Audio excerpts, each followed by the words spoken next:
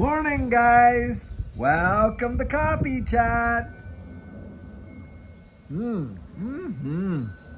Oh my goodness, that is absolutely delicious. Now, I hope that you can see the steam off my cup today because boy, has it ever cooled down significantly. Even though it is really beautiful out there, it is chilly and we got some wind blowing in here and all this kind of stuff too, so making it a little bit colder. And that's why you're seeing me with my sweater on. I don't know if you guys know this or not, but what I do when I get up in the morning, and I think I have shared this before, but I'm actually still in my jammies when I come out here and I do these coffee chats, and stuff like that. And I really, really love sharing the first part of my day with you guys. It really does mean a big deal to me, and I hope you enjoy it yourself as well. Wow, wow, wow. Mm. Mm-hmm. Now, guys, I don't know if you were watching some of the debates yesterday, but I watched that John Deaton and Elizabeth Warren debate, and boy, did he ever mop the floor with Elizabeth Warren. I'll tell you what, I was so proud of him. He did such a great, job just representing, what he believes, this digital asset space, pushing back on all the hogwash, that she was having to, what she was trying to throw out there. And it's all these talking heads. They can never answer a straight question. Have you ever noticed that? You ask them a straight question, then they'll talk about, well, I am really against the big banks and all this. Come on. Is Elizabeth Warren against the big banks? They're bankrolling her. And meanwhile, then she turned around and tried to roast John Deaton. Well, it's all these crypto people. I just wonder what kind of payback they're going to want from him when he gets into office. Come on, Elizabeth, you're joking, right? You mean all the payback, but all these, special interest groups and all the pork that you put in a lot of these things that you put forward and stuff like that. Come on. But Deaton, wow, did he ever nail her down? And I thought the guy did an absolutely fabulous job. And guys, if you're in Massachusetts, I'd say get out there and support folks that support this space. That is absolutely for certain. That's one thing that I would say for sure right there. Amazing, amazing, amazing. Now, guys, something else that really tweaked my interest this morning was this. Amazon has gone out there and invested $500 million in modular nuclear reactors. Did you hear that? Wow. Mm-hmm. And you don't think we're dealing with a big time energy crisis coming down the pike? Boy, do they ever know it. How would you like to be living near one of these distribution centers that have modular nuclear reactors absolutely out there powering those plants and stuff like that? Well, guys, I think that's where the future is going, because a lot of the infrastructure that we have in this country has been dilapidated while we've sent hundreds of billions overseas and things like that, and we're not taking care of our own backyards and bringing things up to snuff and up to speed. And on top of that, look, the grid is not even hardened. Can you fathom that? In this day and age, in 2024, we're dealing with a grid that is vulnerable to literally solar mass ejections, EMP, this, that, or whatever, that could literally cause the whole system to just collapse and put people in a lot of pain and stuff like that. And yet, for whatever reason, they, and it wouldn't even cost near as much as what they're funneling out overseas. That's what blows my ever-loving mind. The cost of some of this stuff, yeah, it's billions, but it's not into the hundreds and hundreds of billions.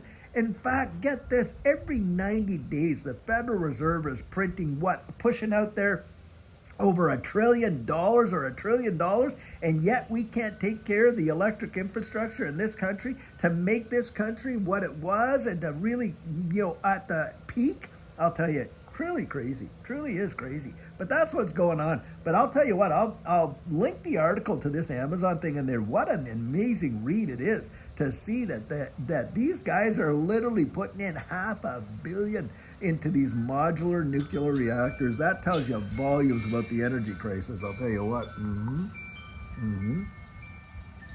Guys, I am totally convinced that we are moving at breakneck speed forward into this distributed ledger technology space. You are going to start seeing some innovation and invention that I think most people haven't even imagined yet.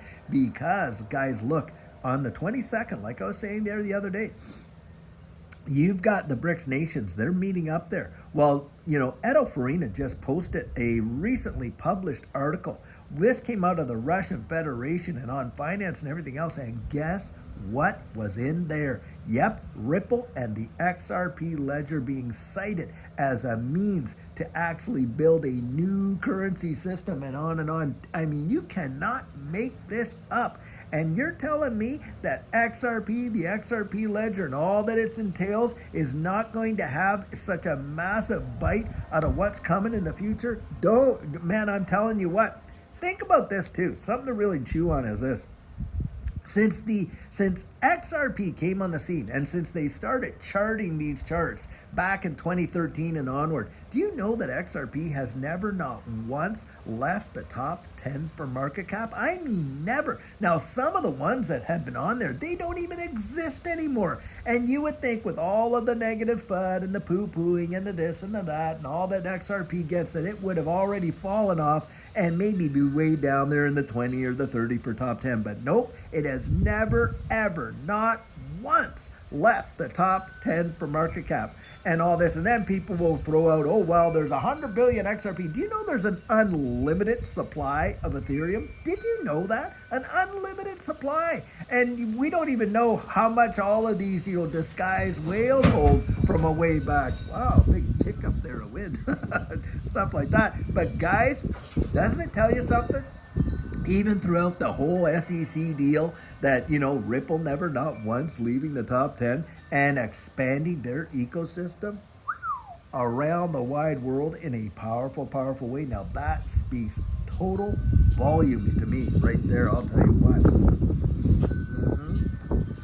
And when you look at the broader economic conditions around the wide world, you can literally see that they are absolutely at the point where they're ready to flip some switches big time. And once that happens, guys, I think for real, it is going to be totally game over. For all of the people that are complaining about how low the prices are today, do you think they're going to stay like that forever as we get into this future of how distributed ledger technology is going to revolutionize the world? CBDCs, digital IDs, all the cross-border payments, Nostro-Bostro being resolved and all that?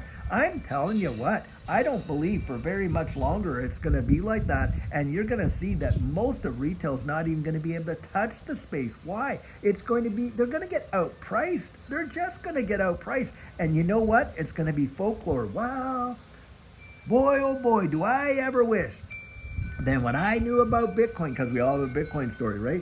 Back there when it was 25, 30 cents, which is around the time I knew and I was aware of it, and stuff like that. Didn't touch it because of my bias and on and on. People are going to be saying that about all these other ones as well. They are. Because right now, I'll tell you this right now from being there, very, very, very few people ever even imagined that Bitcoin was going to hit $100, let alone it's scratching near $70,000 for just one token right now. And at one time, you could literally pick it up for pennies. Yep. And guys, I think we're going to see the same thing with XRP, Hedera Hashgraph, XLM, and things like that. And boy, people will be telling their stories, right? Well, I knew about it, but I just didn't get in. I listened to all the people that were spreading their fear, their uncertainty, and their doubt, and all that. And they're going to be like, Grandpa, you blew it.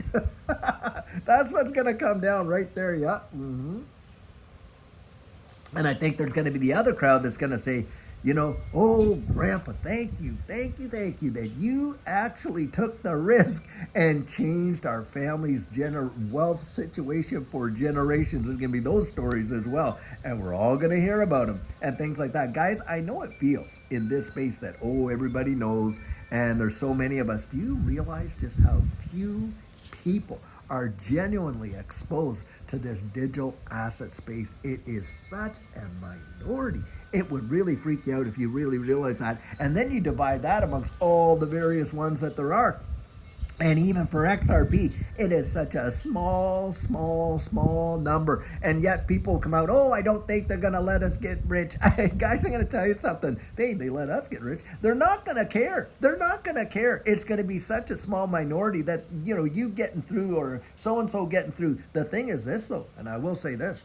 Most people are not even, they're not strategically thinking. They just think, oh, when the price is high, I'm going to sell, or whatever they're going to do. No, they're not. They're not, guys. They're not. Do you know when most retail gets into this space, or into any market, really? It's at that tip top, and they buy that, and then it all comes tumbling down. Guess what they do? They just get out. They get out with all their losses and that. That is normally what happens because of the way the psychology of these markets work, and that's the deal. You have got to put your thinking cap on and be as strategic as you ever possibly can. I'll tell you what, you any little bit of information or help that you can get to help you be more and more strategic as we get closer and closer and closer is probably worth its weight in gold if you can get it. I'll tell you that right now. Yep. Guys, it is truly amazing what we're seeing, and I think it is going to be a big time change. This next, period of the next 4 years, in this next selection cycle, and whoever's sitting behind that Resolute desk, I'll tell you what, it is going to be probably one of the greatest transformative periods of time that this country has seen and that the world has seen in literally decades, if not centuries. I really believe it. And guys, I hope you're on board, and I really would encourage you, get out there and really research it. I mean that. I mean that sincerely. Get back, put your thinking cap on like you did when you were in school and college, and you get out there and you just start digging. You owe it to yourself to at least do that much, I'll tell you. Now, guys, amazing things are happening, to be sure. And if you're out there, like I said, in Massachusetts, boy, I'd say get out there and really support, John Deaton, the candidate that's out there supporting us. I'll tell you that right there. That's at least how I feel. If I had the opportunity to do it, that's what I would be doing. But you guys, go out there, get yourself ready for what you believe in, and get behind those people that are out there supporting what you believe in. That's what I would say about that. Well, guys, until later on today when we have a fabulous video for you, have a great one and take care.